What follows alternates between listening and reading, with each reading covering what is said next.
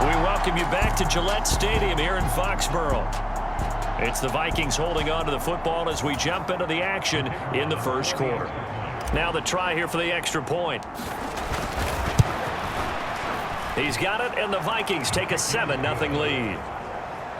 Makes the score Vikings 7, Patriots nothing. The kickoff unit is out on the field, and they will send this one away.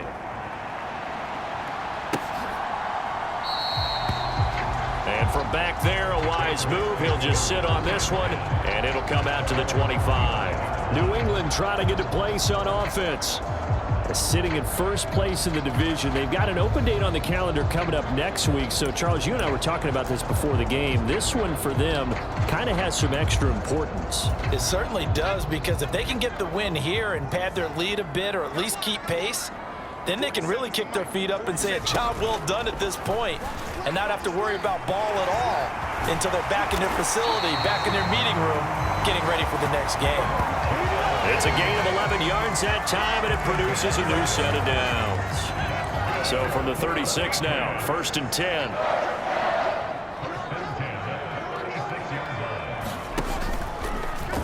And Jones going to keep once more. And he's got it up over the 40 to the 41. It'll be a pickup of 5 on the keeper. It's 2nd down.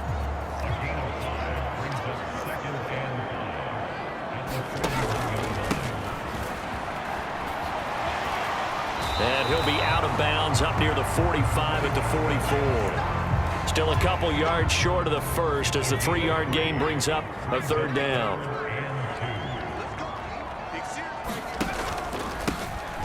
And they'll give him another shot here on the ground. He's going to be a yard short. Needed 2, but only got 1. 4th down. 4th and short, partner. I mean, this would be a really risky call. Here we are in the first quarter. On your own side of the field. Own side of the field. But, boy, what a tone setter that would be to go for it and get it, wouldn't it? You're gritty today. I like it. I'm feeling it.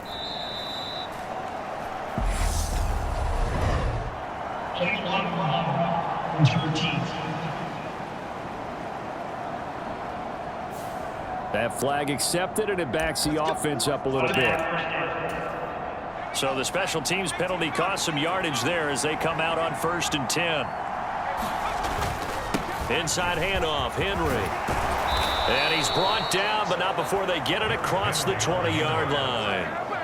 44 yards rushing for him now. And a great performance, over 200 yards.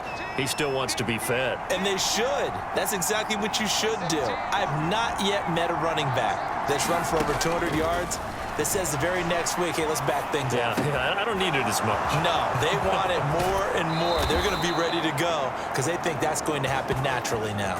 Finding room at midfield. The catch and run pays off for 29 yards. So into Pat's territory now. Here's 1st and 10 at the 47.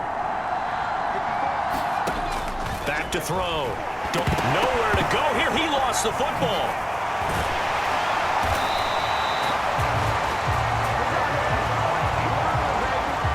Points 1, 2, and 3 in their defensive game plan was to get to the quarterback and knock the ball free. They did it there. Luckily, offense hangs on to it. Yeah, that's got to serve as a wake-up call, though, because they can't afford to let the ball go over to the defense and miss opportunities. And I'm not saying it happened here, but you know what a good rule of thumb is when a play like that occurs? You know who usually recovers it? The guy who missed his block and let his quarterback get hit. An incomplete pass on that last play, and that means they'll need to come up with something here on 3rd down. Operating from the gun. Dawson. Oh, going for Jefferson downfield. Well, this is taken in. It's complete. And he's going to be marked down just outside the 10.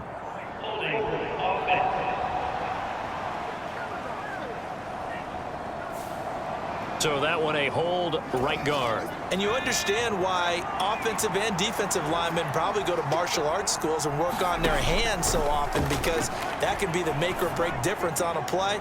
This time he had to grab a jersey in order to make the play happen. Got caught for the penalty.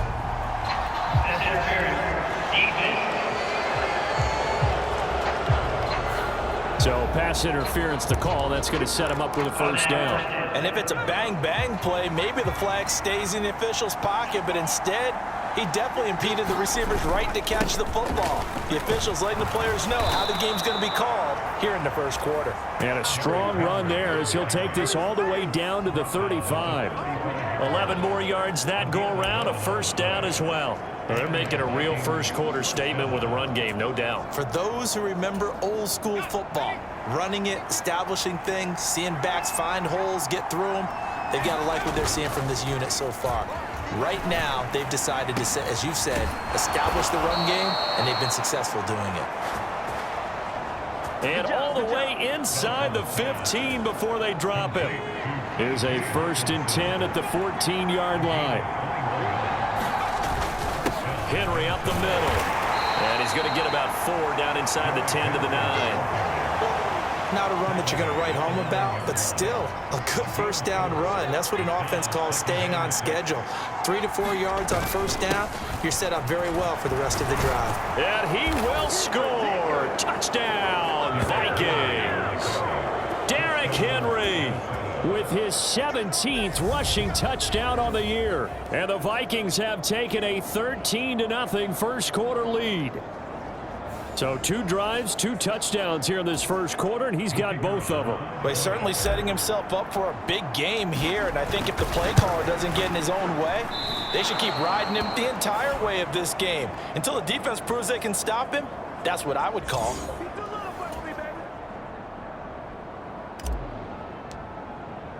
So with the missed PAT in his rearview mirror, he goes back out to kick this one off. And from back there, a wise move. He'll just sit on this one, and it'll come out to the 25. So back onto the field come the Pats for their second drive. And they come in losers of 2 straight. And remember, they've got the open date on their calendar next weekend, but you think it's vitally important, Charles, that they focus on the task at hand here? Absolutely, because these players, they know what's coming up, and the difference between taking time off following a win versus doing so on a 3-game losing streak, that's absolutely huge, because they may come back if they lose this game to a facility, and there may be new faces in there and some teammates lost.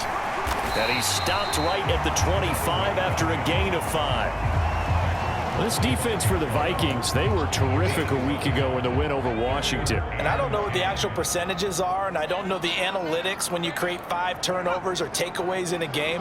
But coaches always say, when you create a number that high, your chances of winning probably up over 98%. I haven't seen that number quantified, but I believe them. Catch number 40 for him on the year. It's a first down.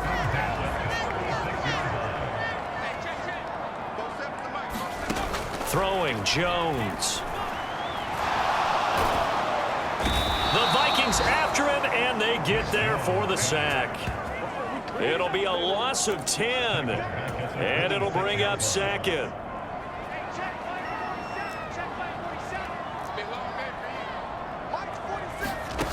Another try after the first down sack. Jones.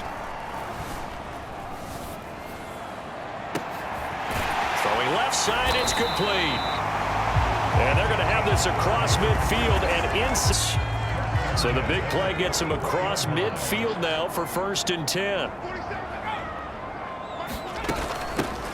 From the gun, he'll hand this off. And he is out of bounds, but not before he's inside the 30. This game not quite as good as the last, but still over 40 yards between the two.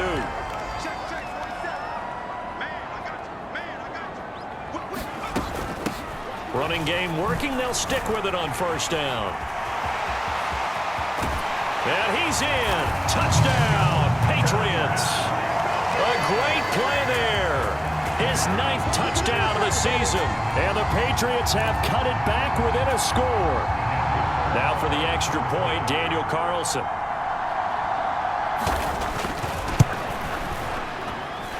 And that'll make it 13-7. So that drives 7 plays in length. And a pretty good run there in the end to top it off. Following the touchdown, ready to kick it away is Carlson.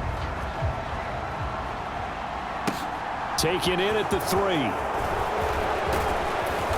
Solid return, pretty good field position. They'll start at the 32. And now a pause. It looks like we have a Patriot injured on the play. Here are the Vikings now to start their next drive. And it's only November, but the playoffs, we know how it works. They'll be here before you know it. If it ended today, they would be the #1 seed. And that's a great spot to be in, but I love the phrase, if it ended today. And I'll guarantee you, that's what they've discussed in their locker room, in their meeting rooms. Yeah, we know where we'd be if it ended today, but we also know it's not ending today. Right. So they've got to continue to play the type of ball that put them in the spot where they're #1 in their conference. Just not a whole lot of room to operate there on that carry. No, not at all. They did a really nice job staying in their proper places and not allowing any lanes to open up. Got an open man finding Jefferson. And he will have a Vikings first down as they're able to get the 3rd down conversion. So into Pat's territory now. Here's 1st and 10 at the 42-yard line. Looking to throw. Dawson. Looking middle, and that's complete. And he'll be marked down at about the 26-yard line. That's the #2 receiver in the NFL in terms of yardage. And tell you what, a few more plays like that, he won't be #2 for long. Well, that's what often happens when you have competitors running around the field. These guys know where they stand in relationship to yardage, totals, numbers, the whole deal. And let's face it, all of them, they all want to be #1. And they do get up there at 22. They scored touchdowns on drives 1 and 2, and now they're trying to make it a perfect 3 for 3 to start. And he'll be stopped about a yard shy of the goal line after a pickup of about 3. Now a timeout called for by the offense. They'll have 2 remaining as we step aside here in this first quarter. So 2nd and goal, and the big man Henry alone in the backfield. Back to throw. Dawson. And it's caught in the end zone for the Viking touchdown by Justin Jefferson. A great effort there. Touchdown number 22 on the season. And they are able to add on to their advantage. So, Charles, that's 3 touchdowns on 3 drives, and it's just been an offensive barrage so far. Great word, partner, using barrage right there. I'm going to add another word if you don't mind. How about perfection? No surprise that they're leading right now. Absolute dominance throughout this ball game and no signs of slowing down. So they go with a pass there on the 2-point try and able to